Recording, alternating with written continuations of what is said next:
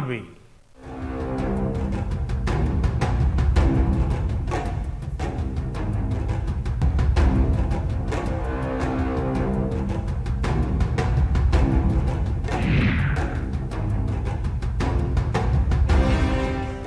तो ब्रेक के बाद आपका स्वागत है सुबह बोलेगा में। एक दर्शक इस बीच हमारे साथ जुड़े हुए राम झांसी से। राम, अपनी बात को रखें। राम जी, क्या मेरी बात आप तक पहुंच रही? जल्दी से अपनी बात को रख सकते हैं। ठीक है, शायद उन तक आवाज नहीं पहुंच पा रही। फिलहाल बहुत बहुत शुक्रिया। महिराम, एक और दर्शक इस बीच हमारे साथ है। महिराम जी, अपनी बात को रखें। हाँ, मैं मेरी बात रखना चाहता हूँ। मैं एक प्रवासी मजदूर हूँ। पिछले मार्च से मैं बेरोजगार हूँ। ठीक है, हाँ बोलिए, सुन पा रहे हैं आप? हाँ, आवाज आ रही है? हाँ, तो सर मैं पिछले मार्च से बेरोजगार हूँ। केंद्र सरकार में पिछले मार्च में प्रवासी मजदूरों के लिए भारत के 116 दिन चिन्हित किए थे, जिसमें प्रवासी मजदूरों को रोजगार देने की बात की थी। तो ये कोरोना काल में एक बजट पेश किया था ना। ठीक है, उसमें मेरे को एक दिन का रोजगार नहीं मिला। अभी भी प्रवासी मजदूरों के लिए रोजगार की बात कर रहे हैं। वो प्रवासी मजदूरों के लिए क्या, इसमें क्या है बजट में? तो मई राम जी को आपने सुना। फिलहाल बहुत बहुत शुक्रिया।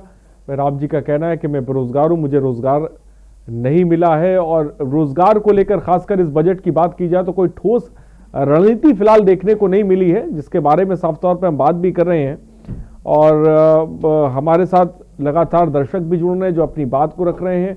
इस बजट को लेकर हम बात कर रहे हैं। ये बजट में कई फायदे हैं, इसमें कोई दो राय नहीं है, लेकिन कई इसमें झटके भी देखने को मिल रहे हैं, जिसके बारे में संतोष गुप्ता जी साफ तौर पे बता रहे थे। फायदों के बारे में जैसा कि पवन धवन जी ने बताया, हमारे साथ डॉक्टर MC मिश्रा जी भी जुड़े हुए हैं, उन्हीं ने हेल्थ सेक्टर के लिए फायदेमंद किस तरह से, जिसके बारे में बताया। लेकिन डॉक्टर साहब, मेरा एक सवाल आपसे है। हम आंकड़े भी दिखा रहे हैं कि भाई बजट तो बड़ा बड़ा दे दिया जाता है, लेकिन जमीनी स्तर पर हेल्थ सेक्टर में इस्तेमाल कितना होता है, ये अपने आप में बड़ी बात होती है। इसको लेकर क्या कहेंगे? क्योंकि आंकड़े बता रहे हैं, और इससे पहले हमने दिखाए भी था ग्राफिक्स के जरिए कि बड़ी तादाद में जो बजट का अमाउंट है हेल्थ सेक्टर को लेकर, वो खर्च ही नहीं किया जाता। सर,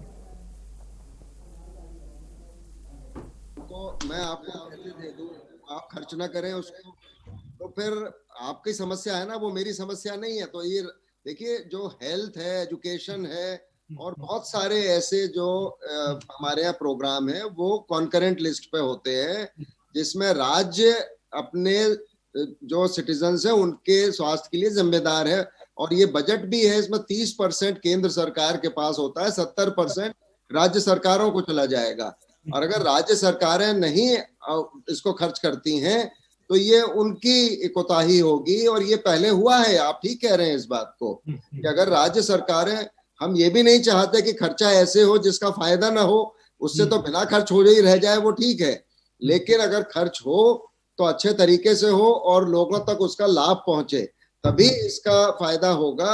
और मैं समझता हूं कि आगे आने वाले समय में जैसे और नए एम्स बन रहे हैं, उसके लिए फंडिंग बढ़ाई जाए इसके तहत, और दूसरे नेशनल हेल्थ मिशन जो चल रहा है उसको और मजबूत किया जाए, आयुष्मान भारत को और मजबूत किया जाए, भिन्न भिन्न जो सरकार की इंश्योरेंस स्कीम से। देखिए, भारत में जब हम बात करते हैं कि 80% हेल्थ केयर प्राइवेट सेक्टर में है और 20% पब्लिक सेक्टर में है, लेकिन वो 20%, 80% जनता उसके लिए compete करती है, और 80% प्राइवेट सेक्टर को 20% पॉपुलेशन भारत की एक्सेस करती है।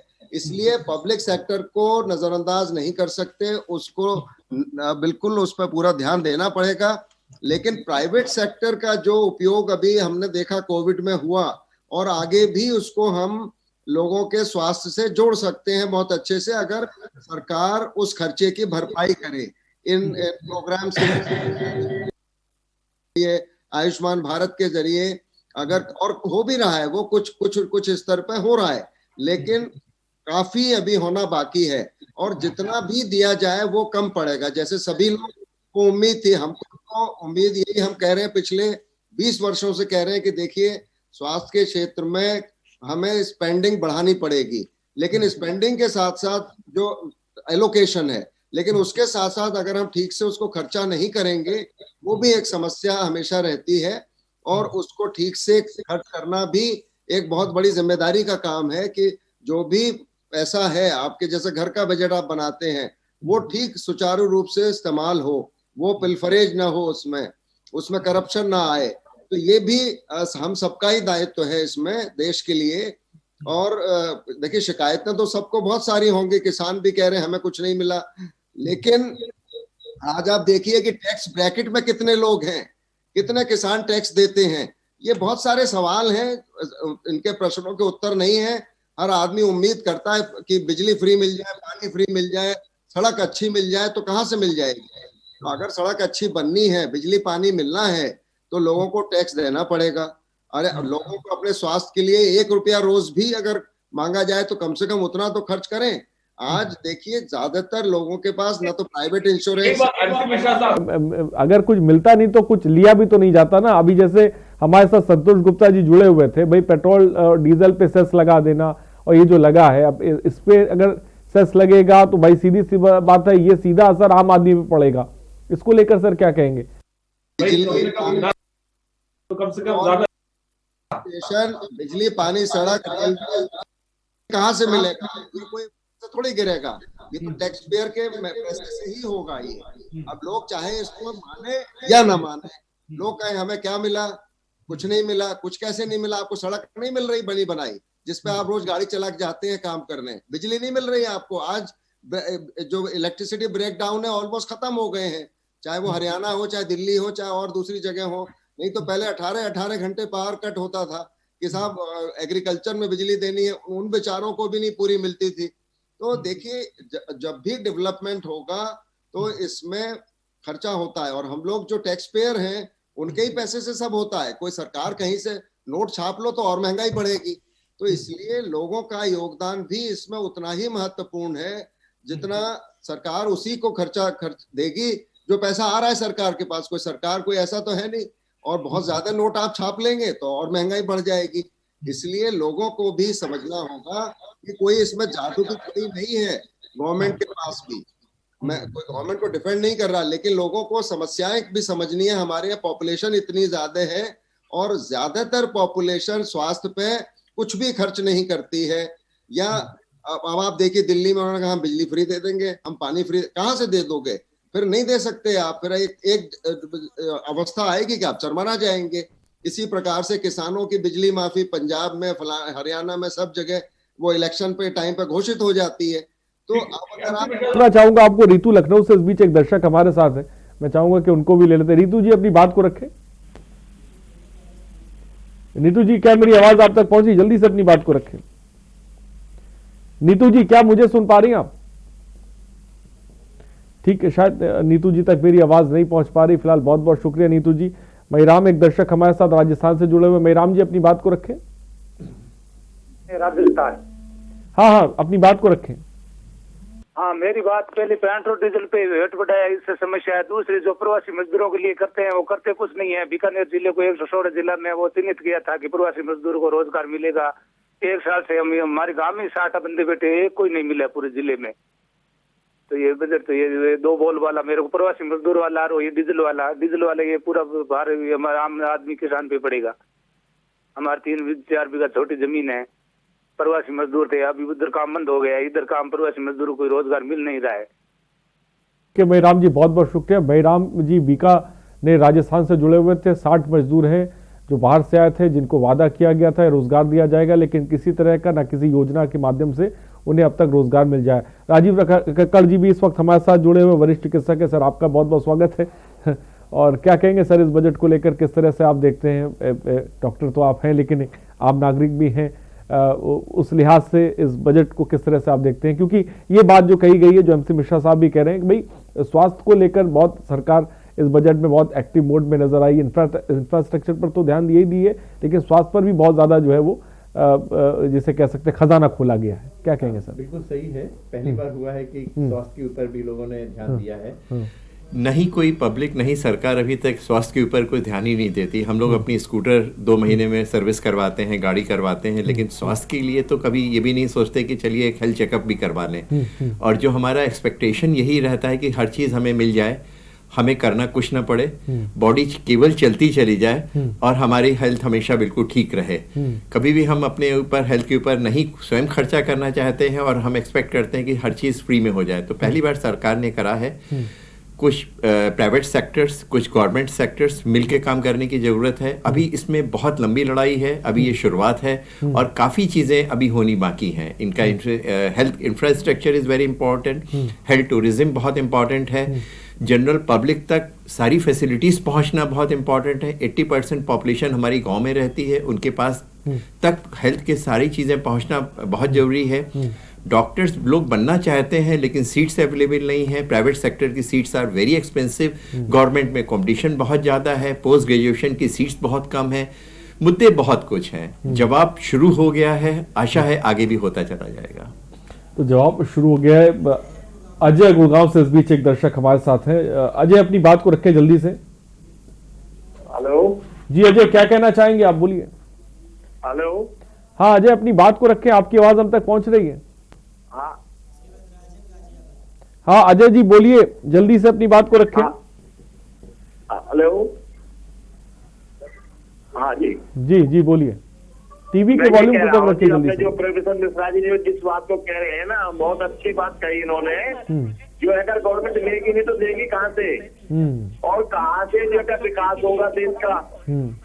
और गरीबों के लिए बहुत कुछ दिया है इसमें, और विपक्ष के पास जो है कुछ है नहीं, वो तो हर चीज में बुराई ढूंढती है।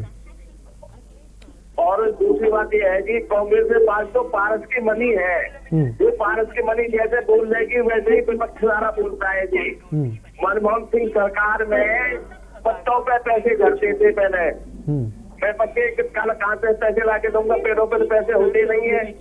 तो ये बजट इतना बढ़िया है गरीबों के लिए, बहुत अच्छा बजट है जी। ठीक है, बहुत बहुत शुक्रिया।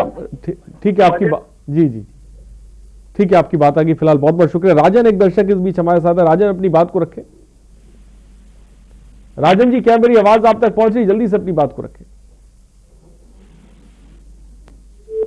ठीक है, तो शायद उनसे संपर्क टूट गया। फिलहाल बहुत बहुत शुक्रिया राजन जी हमसे जुड़ने के लिए और अपनी बात को रखने के लिए। संतोष गुप्ता जी, आपने सुना, तमाम दर्शक भी जुड़ रहे हैं, विपक्ष भी अपनी प्रतिक्रिया दे रहे हैं। खैर विपक्ष है तो तमाम जो खामियां थी बजट को लेकर वो साफ तौर पे बताई गई, और एमसी मिश्रा साहब को भी आपने सुना। लेकिन खासकर जिस तरह से हम लोग बात कर रहे हैं कि भाई ये जो पेट्रोल डीजल का सेस जो बढ़ाया गया है, इससे कहीं ना कहीं आम आदमी की जेब पर असर पड़ेगा, इसमें कोई दो राय नहीं है। और भी कई सारी चीज़ें देखी गई, जैसे रोजगार। एक दर्शक हमारे साथ महिराम जी जुड़े हुए हैं जो रोजगार की बात कर रहे थे। रोजगार को लेकर कोई खास रणनीति नहीं देखने को मिली। मैं मानता हूं कि स्वास्थ्य को लेकर सरकार ने पिटारा तो खोला है, लेकिन एक दर्शक इस बीच आदर्श गाजियाबाद से हमारे साथ है। आदर्श, अपनी बात को रखें। हमारा जो आपका बिल आया है, जो हमारी फाइनेंस मिनिस्टर निर्मला सीतारमण जी ने दिया है, उनका जो बिल है बिल्कुल भी अच्छा नहीं है। जहाँ हम पहले ही कोरोना की जैसी बीमारी से फाइनेंशियली बहुत ही ज्यादा कमजोर हो चुके हैं, उस हालात में हर चीज महंगी कर दी गई है। इंसान की बेसिक रिक्वायरमेंट, ऑनलाइन क्लास चल रही है, उसमें फोन की है, वही उन्होंने महंगा कर दिया। सेकेंड, यहाँ पे पेट्रोल एक तो एजुकेशन के लिए कुछ करा नहीं, ऊपर से बोल रहे हैं आदर्श विद्यालय खुलवाएंगे। आदर्श विद्यालय तो जब खुलेगा, जब आदर्श विद्यालय तो जब खुलेगा जब ये हमारे को एजुकेशन के लिए ऑनलाइन ही फोन दे देंगे। फोन तो इन्होंने पहले महंगे कर दिए। फोन महंगे करने के बाद अब इन्होंने क्या करा, जितना भी ये सारा ये भेजा इन्होंने पेट्रोल, हमारे आम जो आसपास यहाँ से घर से दूसरी जगह जाने के लिए हम वाहन का यूज करते हैं, उसका तेल ही इतना महंगा कर दिया इन्होंने। बाकी सब्जी, जो हम जितने भी गरीब लोग हैं, जो मिडल मैन का तो इन्होंने बिल्कुल ही धर के खराब कर दिया। हमारी सब्जी महंगी कर दी, आलू प्याज जितनी भी सब्जियां सब महंगी कर दी, दाल इन्होंने महंगी कर दी, चावल इन्होंने महंगे कर दिए। बिल्कुल ही बेकार बजट दिया है। और मैं अपनी फाइनेंशियल मिनिस्टर से बोलूंगा, निर्मला सीतारमण जी से, कि वो कृपया करके हमारे जो एजुकेशन का स्तर है उसे बढ़ाएं। और यहाँ तक कि यूपी की बात करी जाए, वहाँ पे जो एजुकेशन का लेवल है बहुत ही ज्यादा कम है, बहुत ही ज्यादा। जितने भी सरकारी विद्यालय है वहाँ पे पढ़ाई का कुछ भी नहीं है। टीचर आते हैं PhD होल्डर से, लेकिन पढ़ाते नहीं है। इतना ज्यादा डिग्रेड गवर्नमेंट कॉलेजों का हालात है इस टाइम। मैं भी छात्र हूँ और सरकारी स्कूल से ही पढ़ रहा हूँ। लेकिन जो वहाँ के पढ़ाई के हालात है बहुत ज्यादा खराब है। शायद जो भी आदर्श विद्यालय बनवा रहे हैं, शायद इससे कुछ देश के में फायदा है। ठीक है आदर्श, बहुत बहुत शुक्रिया। आदर्श ने एक तस्वीर भी दिखाने की कोशिश करी है। ठीक है, बजट को लेकर उनकी अपनी राय हो सकती है, लेकिन सिस्टम की एक तस्वीर आदर्श ने दिखाई है जमीनी स्तर पर, जो के न्यूज भी आपको दिखाता रहता है। एक तरफ ये बजट होता है, दूसरी तरफ वो तस्वीर भी हमें भूलनी नहीं चाहिए। फिलहाल नीतू लखनऊ से इस बीच एक दर्शक हमारे साथ है। नीतू जी, अपनी बात को रखें। जी हाँ सर, देखिए बजट की जो तारीफ है वो केवल सरकार और उनसे जुड़े लोग ही कर रहे हैं सर। हम आम जनता को कोई फायदा नहीं मिला है, और कोई सामान ना ही सस्ता है और ना ही सस्ता होने की कहीं कोई उम्मीद दिखाई दे रही है। और सर ये बजट कोरोना काल में आया है, तो कोरोना काल में इन्होंने क्या सुविधाएं दी? बजट में ऐसा तो कुछ नहीं दिया है इन्होंने। बस एक परिवर्तन जरूर हुआ है कि इनके बजट के आकार और रंग में जरूर परिवर्तन आ गया है। और अमेरिका से तुलना करते हैं तो अमेरिका ने जब दिया है 30,000 पर व्यक्ति को, तो क्या इन्होंने हम लोगों को कोरोना काल में क्या दिया? इन्होंने हर चीज हमसे ली है, हाउस टैक्स, वाटर टैक्स, बिजली का बिल, किसी चीज में कोई गवर्नमेंट ने कोई सुविधा नहीं दी है, और ना ही इस बजट में भी ऐसा कुछ लाए हैं ये लोग। हरियाणा से इस बीच एक दर्शक हमारे साथ है। मुकेश जी, अपनी बात को रखें। सर नमस्कार। जी नमस्कार, बोलिए, क्या कहना चाहेंगे आप?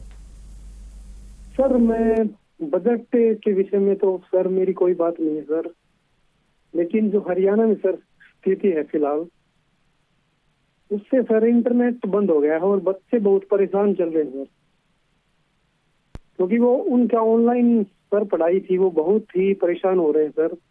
और कोरोना काल से स्कूल वैसे ही बंद है, तो वे बच्चे पढ़ने के लिए बहुत परेशान है सर। इस विषय पर आप सर कोई बात रखें तो हमारे लिए। हम जरूर इस मुद्दे को भी उठाते हैं। फिलहाल बहुत बहुत शुक्रिया मुकेश जी हमसे जुड़ने के लिए, अपनी बात को रखने के लिए। और यहाँ पे रुकते हैं छोटे से ब्रेक के लिए, हम जल्द हाजिर होंगे, आप बने रहिए हमारे साथ। दोनों ही तेज गति से बढ़ेंगे, जान भी जहान भी।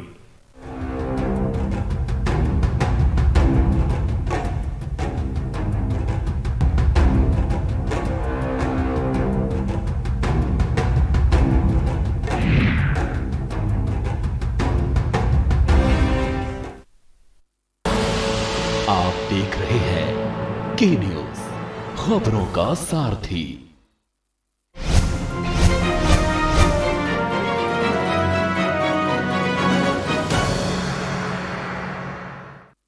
देवभूमि उत्तराखंड के निवासियों के लिए रोजगार के साथ साथ प्रदेश की तरक्की में भागीदार बनने का सुनहरा अवसर। प्रदेश में पर्यटन और स्वरोजगार को बढ़ावा देने के लिए राज्य सरकार ने शुरू की है trekking traction center home stay योजना, जिसके तहत अधिसूचित ट्रैकिंग रूट्स के 2 किलोमीटर के दायरे में आने वाले गाँव के लोग अपने घर के खाली कमरों को प्रदेश में ट्रैकिंग रूट्स के लिए आने वाले राष्ट्रीय अंतर्राष्ट्रीय पर्यटकों के अतिथि सरकार के लिए खोलकर आमदनी का जरिया बनाया जा सकता है। जो ट्रैकिंग ट्रैक्शन सेंटर के माध्यम से जो गांव वालों को लाभ मिला है, प्रति कक्ष होम स्टे के लिए 60,000 रुपये दिया जा रहा है और रिनोवेशन के लिए जो है 25,000 रुपये की धनराशि दी जा रही है।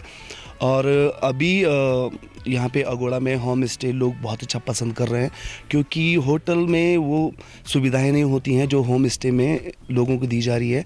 और जैसे पहले यहाँ टूरिस्ट आते थे तो काफ़ी दिक्कतें करना पड़ता था टूरिस्ट को, जैसे कैंपिंग करने के लिए, इसके लिए अब सरकार की तरफ से भी कुछ सहायता गाँव वालों को मिल रही है। और जैसे अब होम स्टे है, हम टूरिस्ट को घर में भी रुका सकेंगे और उनको अच्छी सुविधा दे सकेंगे। मतलब सरकार की मदद से हम लोग यहाँ पे होम स्टे चलाते हैं। अब तो ना लैंड यूज बदलने की ज़रूरत, ना व्यवसायिक आवास टैक्स और ना बिजली पानी का व्यवसायिक बिल।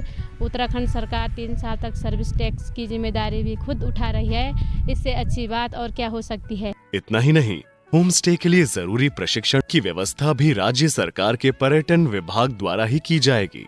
तो देर न करें, trekking traction center home stay योजना में शामिल होकर बढ़ाएं मान और सम्मान।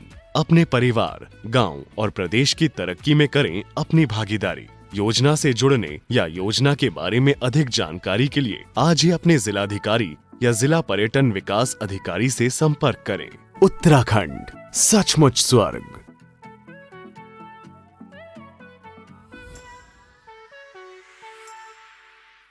मुझे मेरे फ्यूचर के बारे में पता है। LIC का न्यू जीवन शांति प्लान लिया है। 1 टाइम प्रीमियम पे करो और लाइफ टाइम गारंटीड एन्युटी मिलेगी। 30 साल से ऊपर हर उम्र के लिए इंडिविजुअल या जॉइंट प्लान की सुविधा। LIC न्यू जीवन शांति। अधिक जानकारी के लिए विजिट करें www.licindia.in।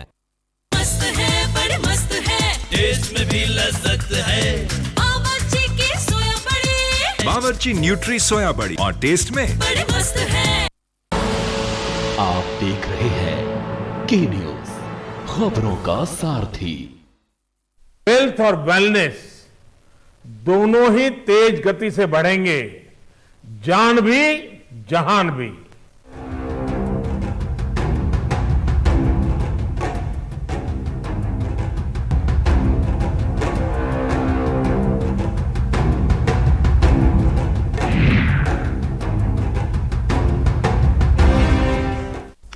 और ब्रेक के बाद आपका स्वागत है। नरेंद्र गाजियाबाद से इस बीच एक दर्शक हमारे साथ है। नरेंद्र, अपनी बात को रखें।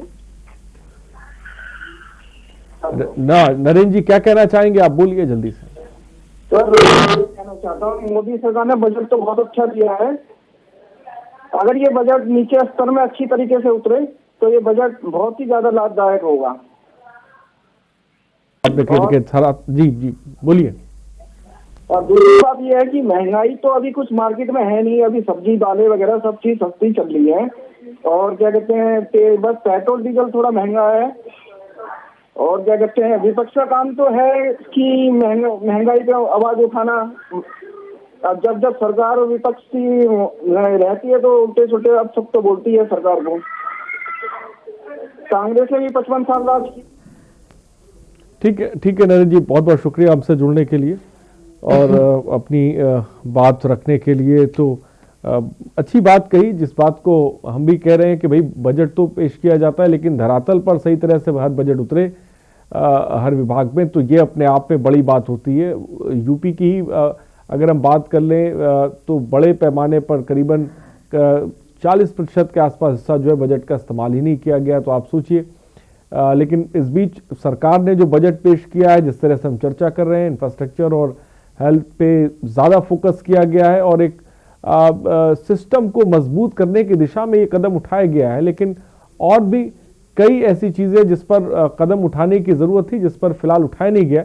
फिलहाल क्या कहेंगे संतोष गुप्ता जी आप? देखिए, जहाँ तक पूरे बजट के एलोकेशन की बात करें हम लोग, तो वो एक रूटीन प्रक्रिया है बजट में। सरकार को पैसे कहाँ कहाँ से आने और कहाँ कहाँ खर्च करने हैं, ये प्रायोरिटी तय करनी होती है समय काल और परिस्थिति के हिसाब से। उसमें एलोकेशन होता है। तो इसमें एलोकेशन हुआ है, इंफ्रास्ट्रक्चर पे ध्यान दिया है निश्चित तौर पे। तो उससे कहीं ना कहीं गाड़ी लाइन पर आएगी। जब सरकार इंफ्रास्ट्रक्चर पे खर्च करेगी तो वो ट्रेड सर्किल उससे पूरा प्रभावित होता है, रोजगार भी उससे मिलेंगे तमाम इंडस्ट्रीज को। वो तो चीजें हैं, लेकिन साथ साथ में यदि ये देखें कि हम जब परिस्थितियों से गुजर रहे हैं, मान लें यदि हमारे घर की परिस्थितियां अच्छी नहीं हैं, तो हम क्या अपने घर की परिस्थितियों में सबके ऊपर ऐसा भार डाल देंगे कि वो कुछ कर ना पाए? हम तो उन स्थितियों को शांति से गुजरने देंगे, भार तो नहीं डालेंगे, बल्कि ये चाहेंगे जैसे हैं वैसे धीरे धीरे धीरे करके स्टेप बाय स्टेप हम एक सतत प्रक्रिया के दर से के स्थितियों से गुजरते हुए उभरे। तो ये बस खाली एक शिकायत रही इस बजट से कि मध्यम वर्ग के लोगों को आपने कुछ दिया नहीं और एक आम जनों से आपने बहुत कुछ ले लिया और कह रहे हैं हमने कुछ नहीं लिया। जो हम आप पेट्रोल और डीजल के दामों का व्यापक असर होगा, वस्तुएं बढ़ेंगी, कीमत बढ़ेंगी। और बाकी एलोकेशन तो सब चीजें ठीक है। सरकार यदि धरातल पे अच्छा काम करती है तो उसके रिजल्ट अच्छे आएंगे। हम लोग साल भर बाद इस पे देख सकते हैं कि क्या हुआ क्या नहीं हुआ। यूं तो बाजीगरी आंकड़ों की बड़ी अच्छी है, सब सपने अच्छे दिखाए गए हैं। इसमें एक चीज बड़ी गंभीरता से देखें तो ये आ रही है, आपने हमको सब बता दिया कि ये इतने किलोमीटर की सड़कें बन जाएंगी, इतने किलोमीटर के रेल प्रोजेक्ट बन जाएंगे, ये मेट्रो स्टेशन चले जाएंगे, हमारे पास पैसा नहीं है तो हम एयरपोर्ट सब मेंटेनेंस पे दे देंगे, रेलगाड़ियां हम प्राइवेट सेक्टर को दे देंगे, तो फिर हम करेंगे क्या? सवाल ये है कि सब प्राइवेट सेक्टर को आप दे देंगे धीरे धीरे तो अच्छी है, वो गुणवत्ता तो अच्छी दिखाएगा लेकिन महंगी करेगा क्यों? उसे प्रॉफिट कमाना है, ऐसा तो है नहीं। वो आपसे क्यों काम आपके साथ साझा करेगा, अपनी पूंजी क्यों लगाएगा? तो वो चीजें तो हमको महंगी ही मिलेंगी।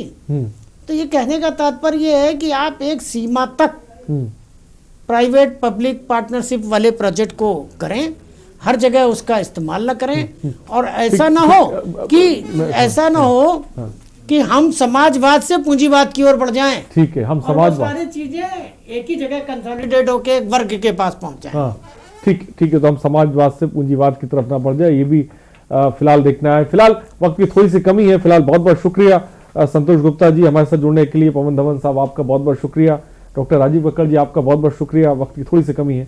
MC मिश्रा जी आपका बहुत बहुत शुक्रिया, आलोक वर्मा आपका बहुत बहुत शुक्रिया, और तमाम दर्शकों आपका भी बहुत बहुत शुक्रिया सो बोलेगा के कार्यक्रम में जुड़ने के लिए। तो बजट फिलहाल आ गया है, आम आदमी के लिए कुछ खास फिलहाल इस बजट में नहीं दिखा, लेकिन इंफ्रास्ट्रक्चर पर सरकार ने फोकस किया है और हेल्थ पे फोकस किया है। अब इससे GDP पे क्या ग्रोथ लेगी, कितना असर पैदा होगा, ये फिलहाल देखने वाली बात होगी। सो बोलेगा में ताई बने रहिए हमारे साथ, नमस्कार। हेल्थ और वेलनेस दोनों ही तेज गति से बढ़ेंगे, जान भी जहान भी।